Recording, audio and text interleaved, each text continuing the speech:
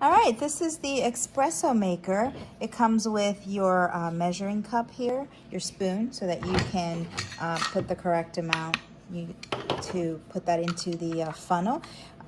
It has the filter here.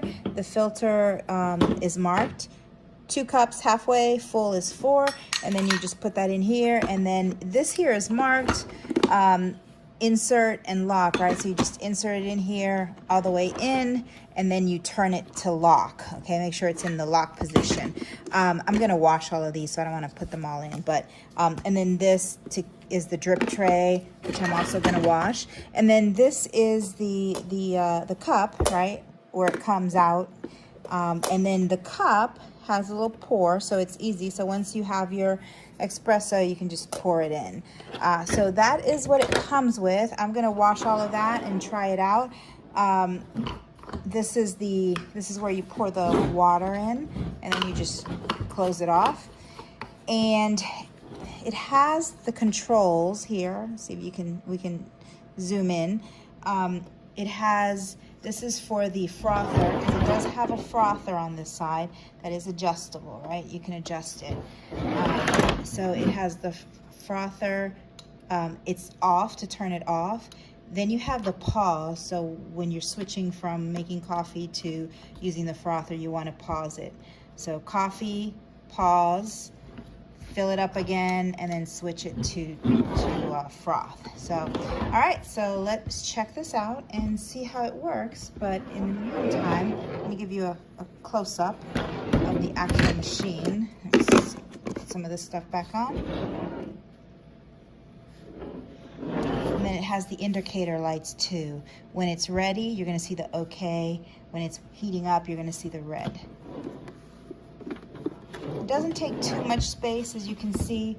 My hand, it's not humongous, it's not very large, about the size of a small coffee pot, small Keurig.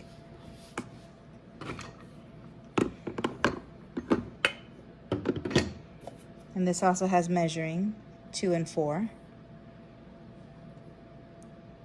All right, let me try to make some espresso. Okay, we've filled the tank with water.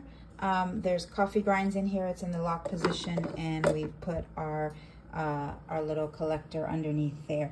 And I'm going to turn this to, it says to turn it to pause until, let me turn this over, until this light turns green, and then you can turn it to coffee. But I literally turned it to coffee. I can turn it to coffee, and it's going to do the same thing. So it's just a matter of waiting for it to go.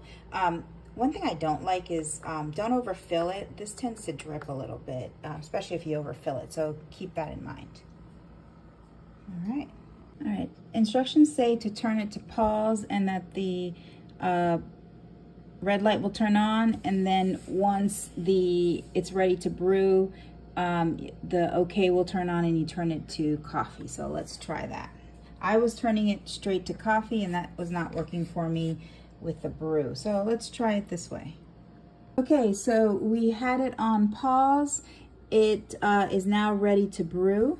So now we're gonna turn it to coffee and watch it go. There it is.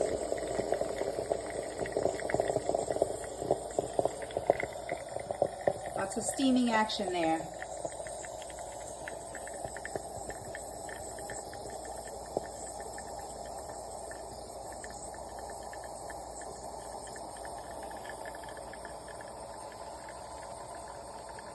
Make sure this is tightly closed when you put it on, otherwise it's going to leak.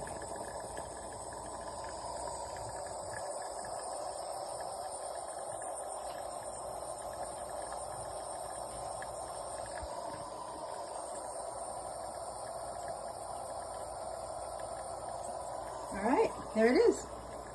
Steamed espresso.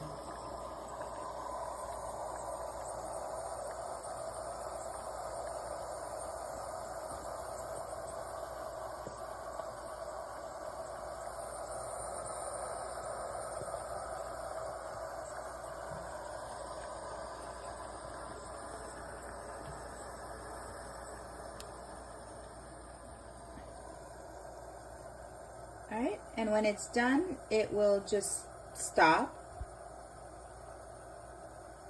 steaming.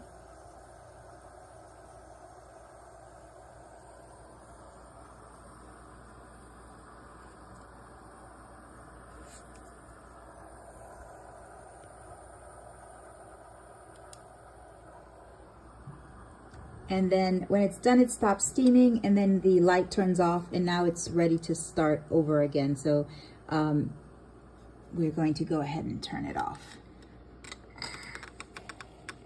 All right.